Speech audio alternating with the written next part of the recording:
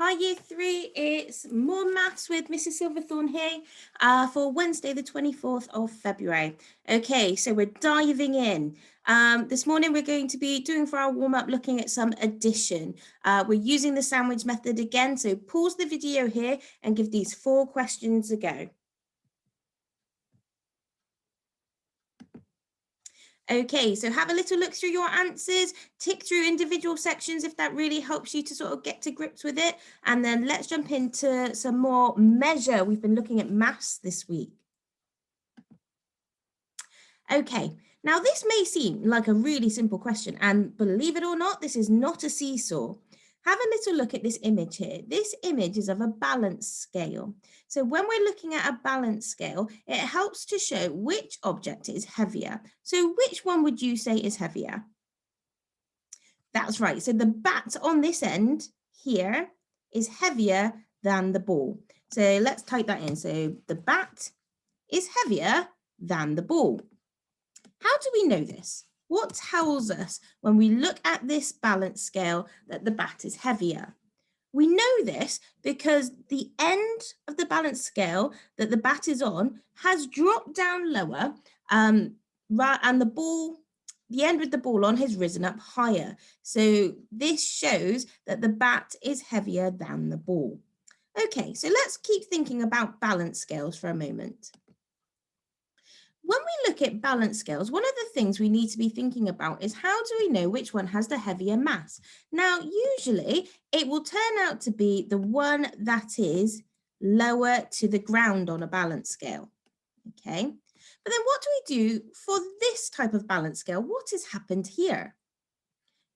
When we find that actually it's pretty even, neither side has actually bent down to touch the ground, it actually means that these masses on both sides are equal. So they have an equal mass. So when we look at a balance scale like this, we need to say that they are equal. They are the same amount on both sides. Okay, so let's have a look at another one. So for this time, let's have a think about where we would put a book that weighs 300 grams and where we would put a can of something. It's green. I want to say maybe it's a can of green beans on this particular balance scale. So the can weighs 450 grams and the book weighs 300 grams. Have a look at the way this balance scale is set out. Which object would go here on the left-hand side and which object would go here on the right-hand side? Just take a moment to think about which object would go where. Okay, I wonder if you spotted it. So the can has actually got a heavier mass. So 450 grams is greater than 300 grams. So because the can has got a heavier mass, it actually goes down here. It goes onto the lower end of the balance scale. And because the book has less mass, it's not as heavy, it goes up here on the side that is up in the air. I wonder if you got that right. I expect you did. These balance scales are really good. They remind me a little bit of being on a seesaw. If you were on a seesaw with someone who was lighter than you might find that actually it is easier for you to get your end of the seesaw to touch the ground than for them to get their end of the seesaw to touch the ground. Okay, let's have a little look at these. For these netballs, both of them together weigh 700 grams. For these footballs, they weigh 200 grams each. So how could we work out where we would need to put them? Well, looking at the footballs, I know that actually one of them weighs 200 grams. So what would 3 of them weigh? So really, that's the same as doing 3 times 200, isn't it? Now, we looked at related calculations. If we were doing 3 times 20, we'd be doing the same thing, wouldn't we? We'd be doing, oh, well, I know that what 3 times 2 is, and then I'd multiply it by 10. Because we're dealing with hundreds this time, though, what we could be thinking is, okay, so this ball is 200. There we go. This ball here is 200.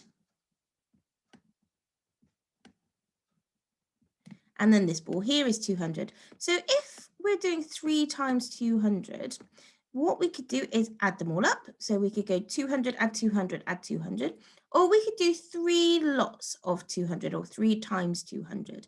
And that would give me a mass of 600 grams. Now, once I've got that figured out, once I know that the footballs weigh 600 grams altogether, that helps me to think, well, actually, are the netballs heavier together? Do they have a greater mass? Or do the footballs have a greater mass? So 600 for the footballs, 700 for the netballs. I think that the netballs actually have a greater mass because 700 is a greater amount than 600. So I'm going to put the netballs down there and I'm going to put the footballs up there. There we go. And if I just move that number out of the way so you can see. So I think it would go like this. What do you think? Let's have go a bit further. Okay. When we're thinking about comparing mass and thinking about what is heavier, what is lighter, what has more mass, what has less mass, I'm looking at these very, very cute pups. I love the look of these dogs. They are so cute. And I've given them a weight. I've totally made this up. I'm sure they probably weigh something very different, but I thought it might be quite sweet for us to try and put them in order. So we want to put these dogs in order of highest mass to lowest mass, so the heaviest to the lightest. Now, I'd actually like you to give this a go at home. So I'd like you to pause the video and think about which dog would be the heaviest, which dog would be the lightest, and then which 2 dogs would be in between them and in what order. Okay, how did you get on? Did you spot that the boxer dog is 13 kilograms and 150 grams? He is our heaviest dog at the moment. And then did you spot that the Cocker Spaniel was next with 9 kilograms and 800 grams? And then we had our little Jack Russell Terrier with 8 kilograms and 450 grams. And then on the end with the lightest mass is our Yorkshire Terrier with 5 kilograms and 775 grams. How did you get on? There we go. It was quite distracting how cute they were though, huh? Okay, so let's move on a little bit further. Now, with these weights, at the moment, we've got no pictorial representation to go with it. We've just got to look at the numbers here, but we are still able to compare them using our greater than and less than symbols, or our equals if they are the same. So what we need to do is we need to think about which side is the greater mass and which symbol we use to show it. Now, we've gotten quite good at using these symbols now. We know that when the crocodile mouth shape is open, that the open side needs to be closest to the greater number. So let's have a little look. If I've got 500 kilograms and 500 grams, which one is greater? That's right, it's actually the kilogram one over here. So I'm thinking about my crocodile mouth, I need to keep it open over here to show that 500 kilograms is greater than 500 grams. What I'd like you to do now is pause the video and have a go at the next 2 and compare them and think which ones are greater. Okay, so let's see how we got on. So the middle one, on one side, we've got 1 kilogram and 200 grams. And then on the other side, we've got 1,200 grams. Now, I wonder if you spotted where I tried to trick you. So the 1 kilogram in this amount is actually worth 1,000 grams. So if it's worth 1,000 grams, and then we've got an extra 200 grams to go with it, these 2 amounts are actually equal. They are actually the same amount. So I need to put an equal sign in the middle. And then how did you get on here? Did you notice that 425 grams is less than 450 grams? Let's put in our crocodile mouth here. Have a little look. How did you get on? Okay, so we've got back to a balance scale now because I want us to think about how we can actually measure different items. So when we look at this balance scale, okay, what I can see is that both sides have an equal mass. They have an equal mass because the balance scale is balanced in the middle. So I can see that 2 cubes are equal to 6 spheres. Now I want to think about what would happen if I took away a shape. Well, I can see on both sides that at the moment, in each of these representations, the two cubes are still there. The two cubes haven't gone anywhere. But I can see that the spheres, there's only 5 spheres here, 5 spheres here, and 5 spheres here. So at the moment, I can see that one of these spheres at the top has been taken away. Okay, so let's have a little look. What would happen if I took away this sphere? What would happen to the balance scale? Would it tip down here to the right, or would it tip down here over on the left? What do we think? Okay, if you managed to pick up that this is what would happen, well done.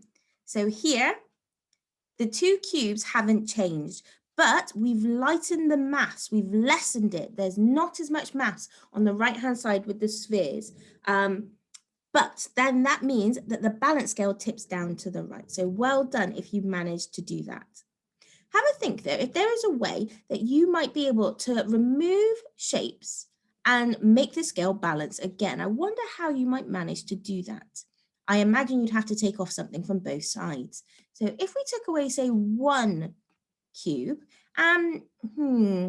it takes 6 cubes to balance 2 cubes. So I wonder, I think I would need to take away 3 cubes. I'm saying 3 cubes because if I take away 1 cube, I've actually taken away half of the mass on this side, which would mean I would need to take away half of the mass on this side. How did you get on? Okay, let's have a little look. I wonder about this one.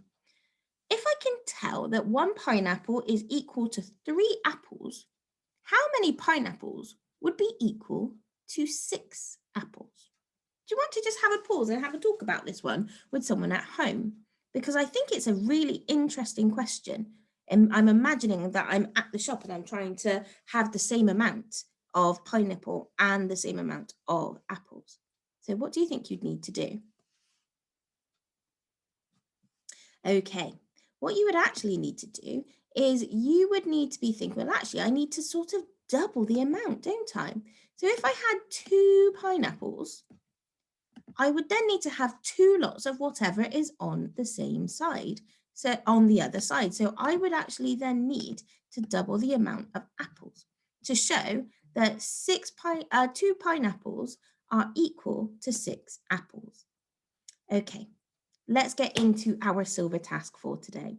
Your job for today is to use your crocodile mouth greater than, less than symbols to compare these masses. So pause the video here, have a little think about whether you will need to use this symbol, or maybe even an equal sign. Off you go. Okay, how did you get on? Have a little look through, tick through the ones you've got correct. Don't worry if you found that actually it was a little bit tricky today. I'm sure you've been working really hard anyway. If you're ready for the gold task, let's move on. Okay, these weights are shown on a scale. Your job is to write them in order from lightest mass to heaviest mass. Pause the video here and give them a go. Okay, how did you get on? So we should have had 55 kilograms and 900 grams first, and then 60 kilograms and 200 grams next, and then 60 kilograms and 350 grams next. I hope you got on really well with that one. If you're ready for the platinum, let's move on. Okay, so for this question, I want you to think about which is heavier, 1 jar or 1 mug. Pause the video here and have a go at figuring out what you think would be heavier. Once you've figured it out, see if you can explain how you know. Okay, once you're ready for an answer, the mug is actually heavier. It's heavier because you only need 2 mugs to balance out 3 jars. You need less mugs to be able to balance out more jars. So that means that the mugs are heavier. Okay, that's our maths done for today. So I hope you've really enjoyed it. I'm going to stop our recording here and I'll catch you tomorrow for some more maths. See you tomorrow. Take care.